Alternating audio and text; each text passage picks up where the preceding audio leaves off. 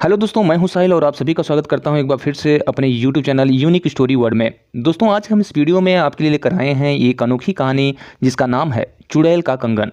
तो चलिए दोस्तों, आपका ज़्यादा समय ना लेते हुए कहानी शुरू करते हैं। एक बार की बात है, एक लड़की थी जिसका नाम हंसिका था। हंसिका 16 साल की थी, जो छुट्टियों में अपने नाना नानी के घर घूमने जाती है। हंसिका जब अपने नाना नानी के घर पहुंचती है तो उसके नाना नानी उससे मिलकर बहुत खुश होते हैं।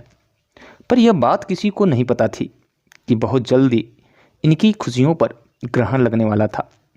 हंसिका का कुछ दिन उसके नाना नानी के घर में बहुत अच्छे से बीता और फिर एक दिन हंसिका अपने सहेलियों के साथ बगीचे में खेल रही थी। हंसिका खेलते खेलते आम के पेड़ को देखती है।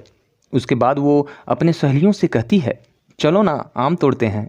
हंसिका ढेले से आम तोड़ने की कोशिश करती है और उसका ढेला आम पर लग भी जाता है, जिससे आम गिर जाता है। पर आम गिरते हुए थोड़ी दूर मिट्टी में दबे एक पोटली के पास चला जाता है। हंसिका आम लेने जब वहाँ पहुँचती है तो उसे पोटली का थोड़ा हिस्सा उसे दिखाई देता है। वो सोचती है कि क्या है ये सोचकर वह पोटली बाहर निकाल लेती है और जब उस पोटली को खोलकर देखती है तो उसे उस पोटली में सोने के कंगन मिलते हैं, जो बहुत पुराने दिख रहे होते हैं। हंसिका को तो पता भी नहीं था कि ये सोने का कंगन उसकी ज़िंदगी का सबसे भयानक हिस्सा बनने वाला है। वह कंगन उसे अपनी ओर आकर्षित कर लेता है, जिसकी वजह से वह उस कंगन को लेकर अपने घर चली आती है। घर आकर हंसिका ये सारी बातें अपनी नानी से बताती है और वो कंगन भी दिखाती है। और फिर नानी ने जो कहा उसे सुनकर हंसिका डर से कांपने लगती है। नानी कहती हैं कि वो पोटली कोई आम पोटली नहीं थी, वह एक चुड़ैल की पोटली थी। तुमने यह कंगन उसकी पोटली से निकाल करके उस चुड़ैल को गुस्सा दिला दिया है। वह तुम्हारे पास जरूर आएगी। हंसिका डरते हुए अपने नानी से पूछती है कि मैं समझी नहीं नानी, वह क्यों और कैसे आएगी? नानी बोली, क्योंकि ऐसी ही पोटली में भटकती हुई आत्माओं को कैद करके ज़मीन में गाड़ा जाता है और तुमने उस पोटली को ज़मीन से निकाला है और उसका कंगन भी तुम लेकर आई हो। तुम इन मनहूस कंगन के साथ उस चुड़ैल को भी अपने पीछे ले आई हो। ऐसी भटकती हुई गुस्सैल चुड़ैल अपना बदला लेती हैं। वह चुड़ैल भी तुमसे अपना बदला लेने जरूर आएगी। हंसिका इस बात से डरती तो है, पर उसे ज़्यादा यकीन नहीं होता। वह जाकर अपने कमरे में सो जाती है और फिर उसी रात करीब 1 बजे उसके कमरे की लाइट अपने आप जलने और बुझने लगती है। और जब हंसिका की नींद खुलती है तो वह देखती है कि कमरे में लाइट नहीं है।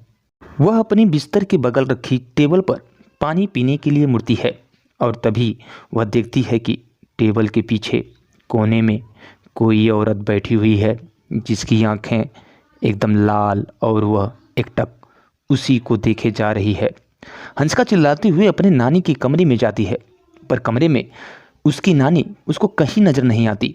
और जब वह बरामदे में जाती है तो नानी उसको ज़मीन पर गिरी मिलती है। हंसिका अपने नाना को खोजने जाती है, पर उसके नाना उसको कहीं नज़र नहीं आते। और जब वो पूरे घर के अंधेरे में खुद को अकेला पाती है तो डर के मारे बेहोश हो जाती है। और जब सुबह उसकी नींद खुलती है तो उसे अपने नाना नानी नज़र आते हैं। वह अपनी नानी को सारी कहानी बीती रात की बताती है। नानी बोलती हैं, हम दोनों अपने कमरे में ही थे। नानी समझ गई। उन्होंने बोला, ये सब चुड़ैल का किया है। वह कंगन उस पोटली में वापस रखना होगा, वरना वह यहाँ से कभी नहीं जाएगी। हंसिका बोलती है, चलो ना नानी, अभी कंगन रखाते हैं। नानी बोलती हैं, नहीं, उस चुड़ैल से पीछा छुड़ाना है तो तुम्हें अकेले ही, वो भी रात में, उस कंगन को वहाँ रखना होगा, क्योंकि वो तुम्हारे पीछे है। हंसिका हिम्मत करके कहती है, ठीक है, मैं जाऊंगी। नानी ने बोला, ये सब वह चुड़ैल इतनी आसानी से नहीं करने देगी। इसलिए नानी ने उसे रात में जाने से पहले एक मंत्रों से युक्त ताबीज उसके हाथ पर बांध देती हैं।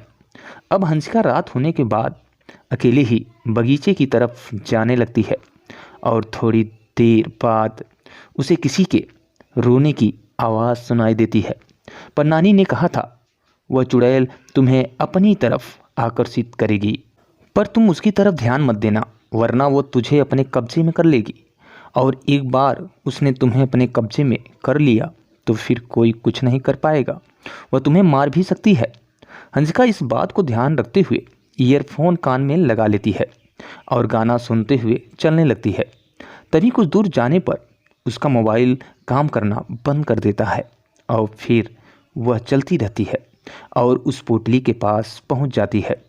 तभी उसे महसूस होता है कि ठीक उसके पीछे कोई खड़ा है।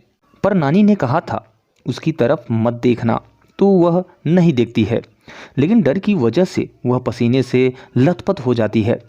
फिर वह हिम्मत करते हुए उस पोटली को खोलकर उसमें कंगन रखती है और ज़मीन में गाड़ देती है और आंख बंद करके बहुत तेज़ी से वहाँ से भागती है और सीधे अपने घर पर ही आकर रुकती है।